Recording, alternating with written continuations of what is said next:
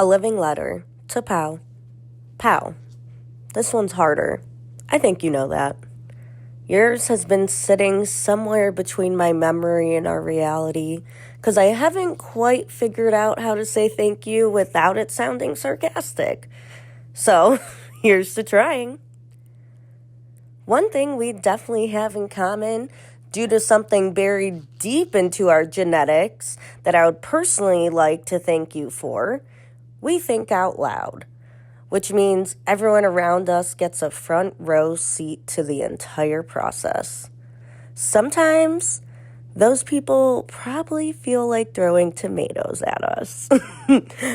We may have mother effed everyone to Sunday on our way there, but once in a while, it's the best idea in the room. And Dad, when we find something that lights us up, neither of us can shut up about it until we have made an impact.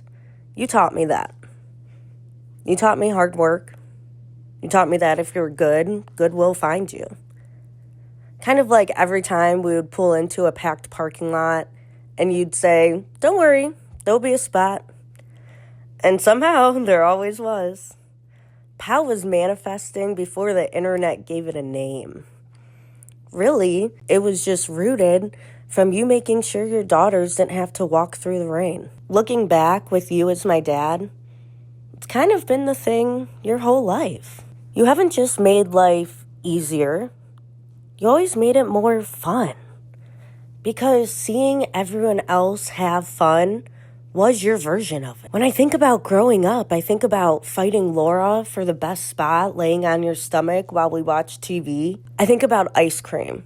Honestly, just an unreasonable amount of ice cream. And I think about you paying off the go-kart employees so we could crash into each other. Unhinged, but recommended.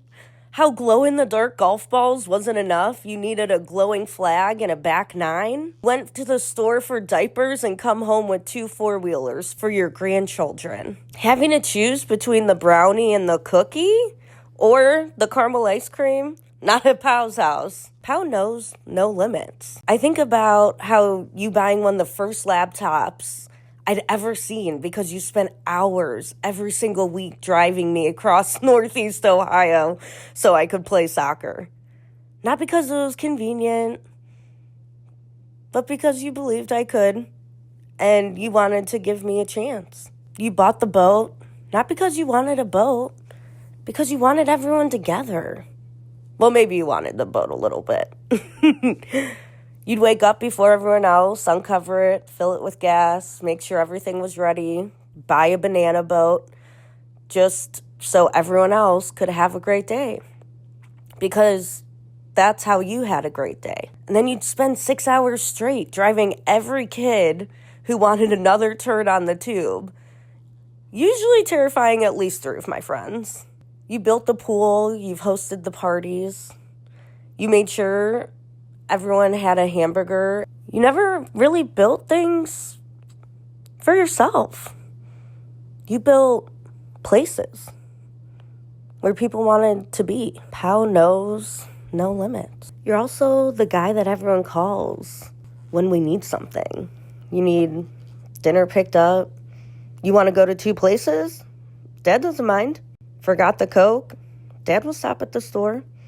Ride to the airport at 2 a.m? That's something for Pow. That's a Pow job.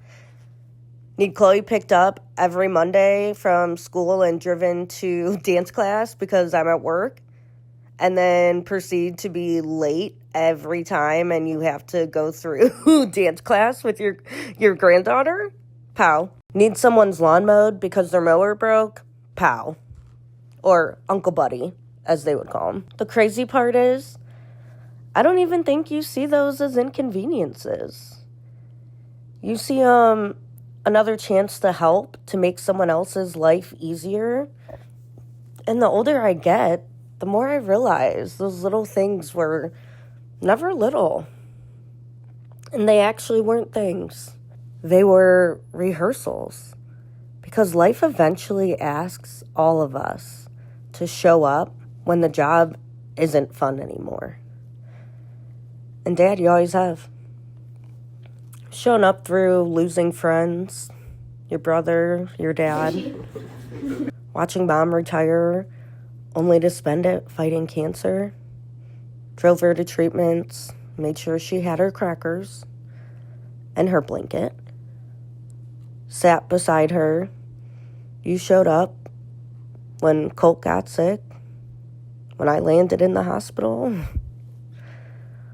when an Uber would have cost us $250 and we needed a ride home at 2 a.m.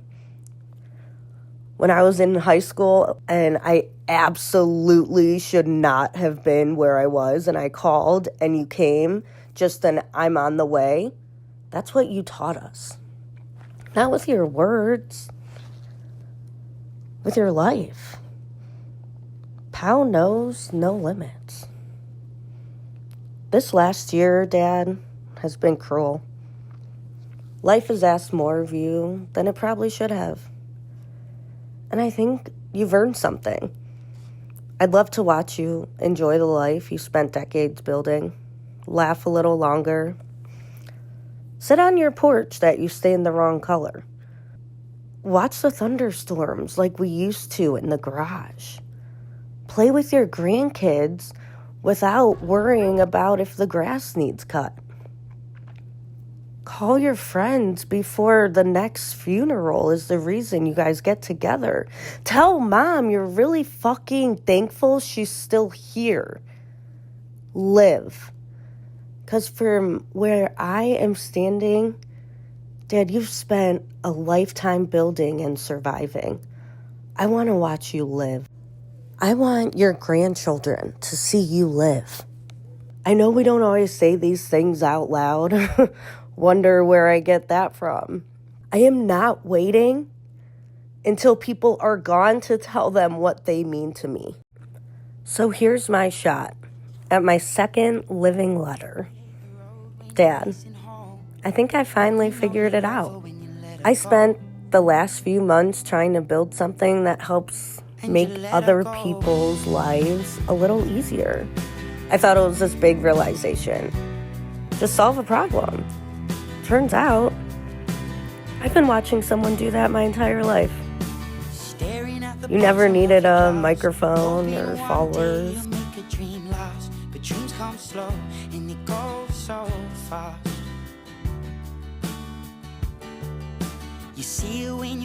You just quietly made life lighter. You made life easier. You made it more fun. Because if the people you loved were laughing, then it's exactly where you wanted to be.